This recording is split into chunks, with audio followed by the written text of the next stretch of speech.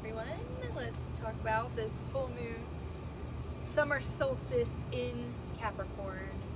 We have happening today, Friday, at 9:08 p.m. Eastern Standard Time, just shortly after the moon moves into Capricorn, 2 hours before. And we are really seeing the summer solstice and full moon come together. We had the solstice yesterday, the longest day of the year, the most sunlight of the year. So we're at this peak point of the year. Capricorn is about reaching the peak point of the mountain. We're at the peak point of the zodiac. That's why Capricorn rules the peak point of the mountain, because it's at the top of the zodiac. It's at the 10th house. It rules the 10th house. So we are maybe taking some time and looking down from our mountaintop and seeing how far we've come and appreciating how much hard work we've put into getting to that point, because it has taken a lot of hard work. Many times you might have slipped, falling almost down, all the way down to the bottom of the mountain, but you didn't. You made it here. We have all been through a lot, and I've been saying this in all my videos, but it has really been testing times. We're being initiated, especially with this Capricorn cardinal initiating energy, earth energy, bringing us to the top of the mountain. And then we go back down to the depths again. That's the journey of Capricorn. We go to the top, and then we travel back down again, because it's the sea goat. It's able to reach the highest heights and go to the darkest, deepest depths as well.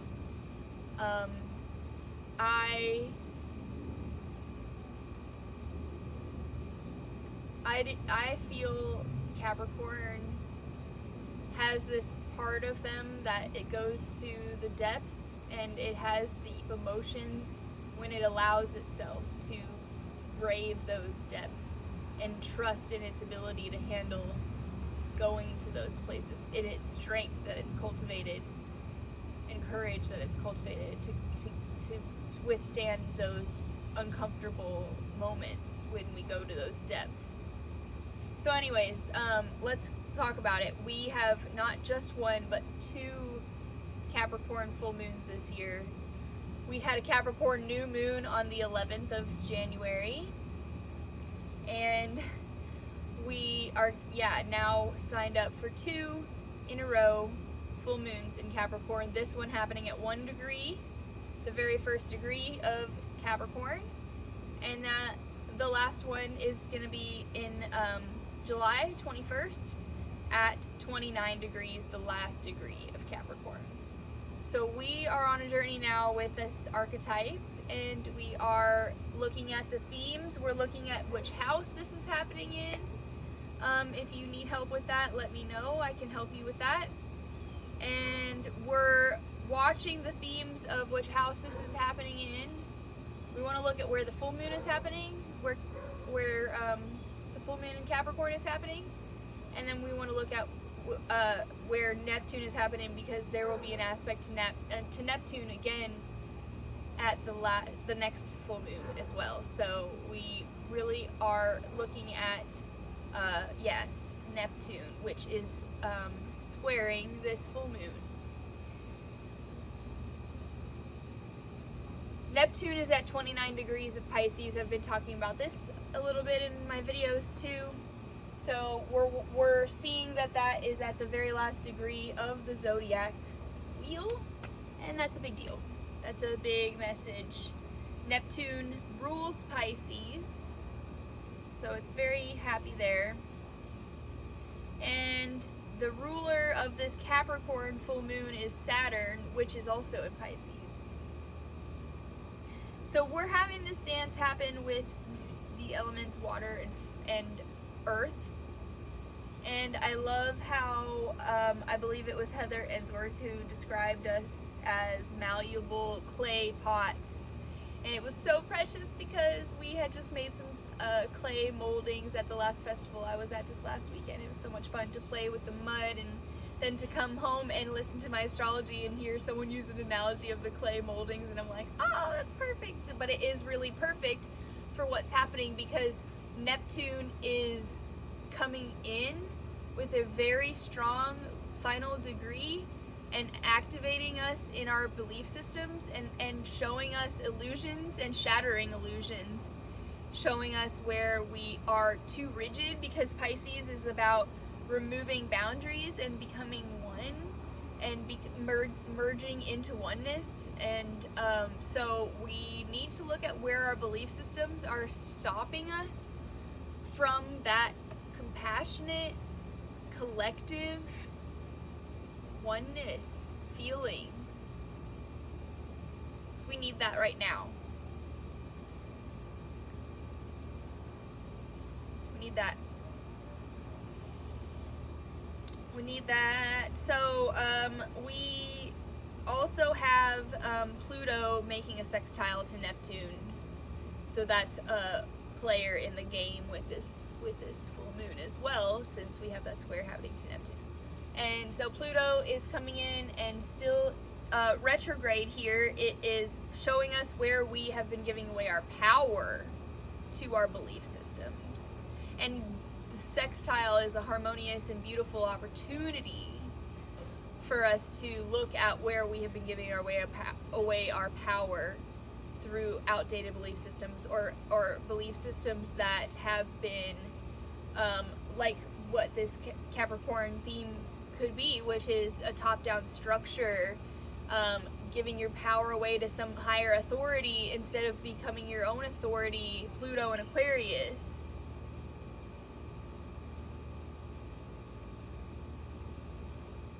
We're seeing a lot of that happen, and a lot of secrets coming out about, secrets. It's not even a secret anymore. Who's it a secret to at this point? What we've been going through with the politics, with the wars, with the money and the banking, and like the inflation and all this just like corrupt, just what even, how do we even, at this point, we're just, having some serious moments where these power structures are being exposed for what they really are, which isn't in our best interest, which isn't in the best interest of the earth. So let's maybe look at how these, corporate systems, right? Because Capricorn rules corporations as well.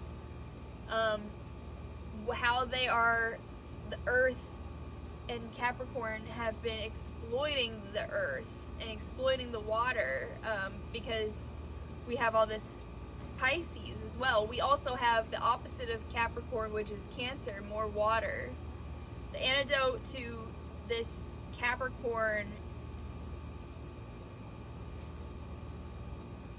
rigidity is the Cancer nurturing, self-care, emotional, intuitive, feminine, changeable nature of Cancer, motherly nature of Cancer. Because Capricorn rules the joints and the bones, and we can get so stiff, and maybe we're seeing where our belief systems have kept us stiff, have kept us too stiff and rigid, and where we have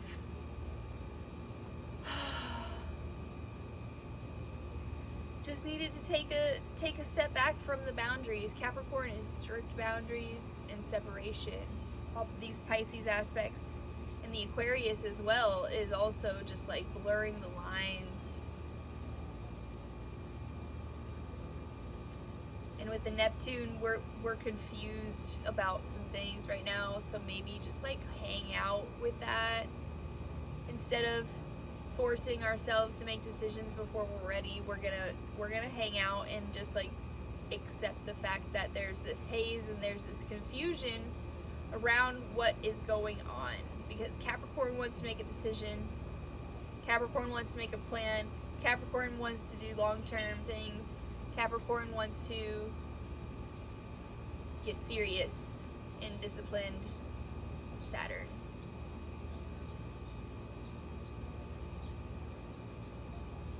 meanwhile, we just need to, like I said, watch the house that this is happening in. It's going to hit that same house again in 4 weeks. We're going to have a Cancer new moon in 2 weeks.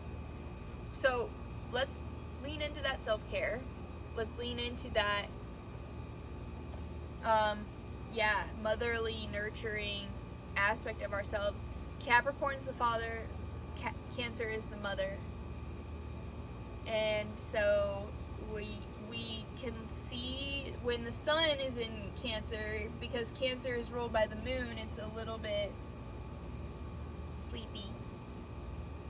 I had some of my other astrologers call it the summer slowdown coming up, and I'm like, yeah, because we also have Saturn coming up to be retrograde at the end of the month, June 29th. So like just in a few days, 8 days, yeah, in next week.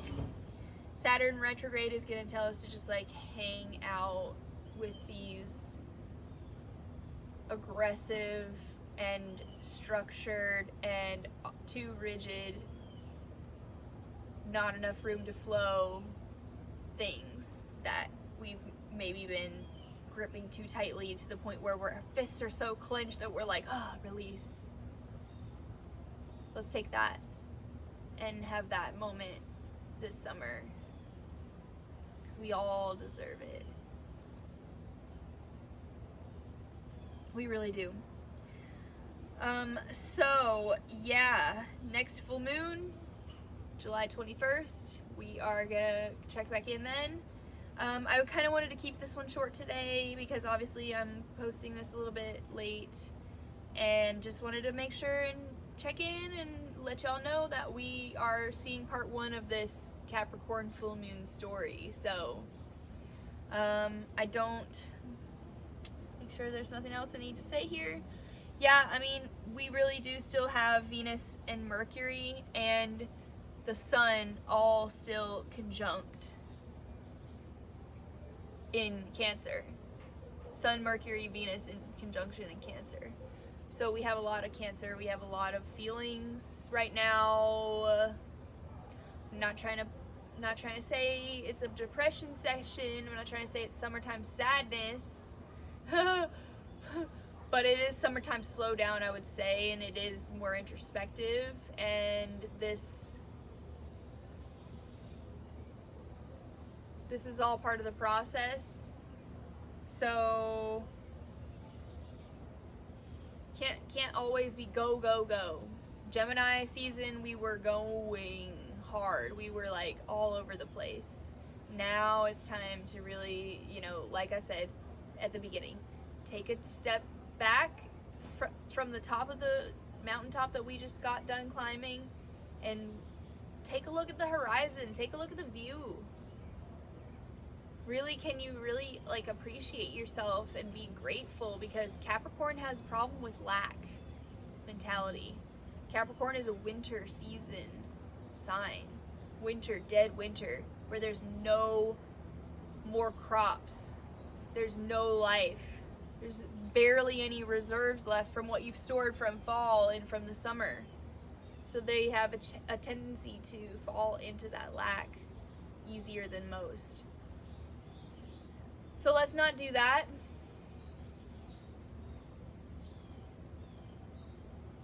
Capricorn gets that bag for real, like, so let's channel that. Capricorn is boss daddy energy, so let's channel that. That's, really what I wanted to talk about. I think it's also cool that we're having the full moon on a Friday. Venus rules.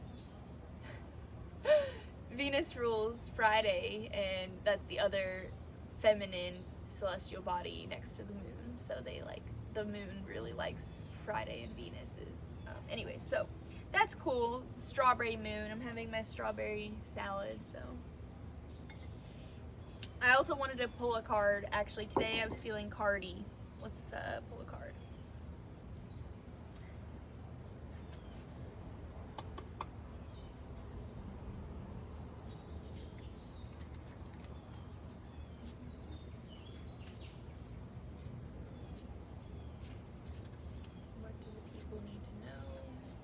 stuffed animal totem is coming through for this astrology reading.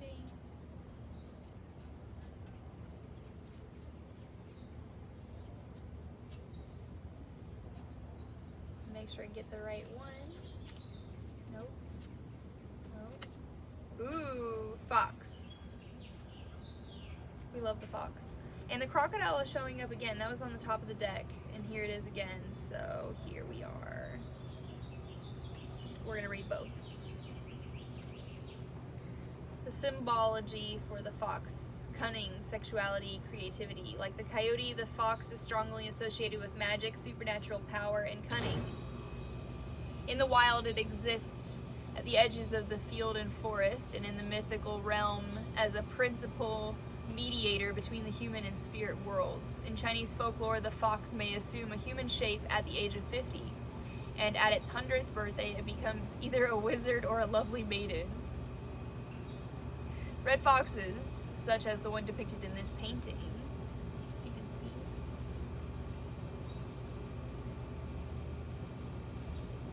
are associated with sexual energy and creative life force. Some Native American legends speak of a hunter discovering his wife to have a secret fox identity. Cute. Alright, crocodile. I already want to say something about the crocodile because it's one of those things that this is one more thing that it reminds me of a thing I wanted to say. The summer solstice is a crossroads point. Capricorn is about making a decision. We might be making a decision right now from the point of this first full moon to the last full moon. And this transition point, right? We're turning towards winter. This is the start of summer, but it's really like the turn of the sun towards the darker point of the year. And so we're at this crossroads moment. We're at this threshold. And so this is also a threshold being, this crocodile, and I can tell why it's coming through because it is kind of like Capricorn. Like this guy, he looks like he's a homie, right? I don't know. You can see he's just lounging and like he's fanning himself or something. And you know, he kind of looks nice and friendly, but it's a crocodile, and it's like, still very scary and very Saturnian and very like, could definitely chop your head off and bite your head off if it wanted to, you know? Crocodile is about opportunity, risk, fertility, and life. Alligators and crocodiles are creatures of the water, particularly fecund, maybe that's the wrong pronunciation there, swampland, which suggests both fertility and the feminine principle of life and birth. They often have been associated with dragons, which appear in myths and legends as wily guardians of treasures and keepers of wisdom. Stories have been revolved around encounters with these reptiles that often involved a new opportunity, but one that always carries significant risks. As with many mythological reptiles, the crocodile in this painting appears wise, menacing, and somewhat indolent? Yeah, he seems like he's kind of just like, menacing. So, interesting.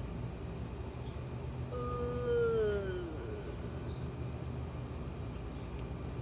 He lives on the land and on the water. He lives between the two worlds, so he's a threshold being.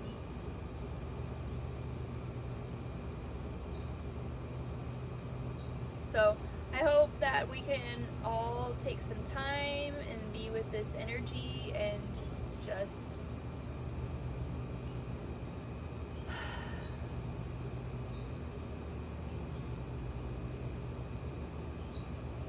really appreciate how far we've come. And keep working on our projects. Saturn retrograde, Pluto retrograde.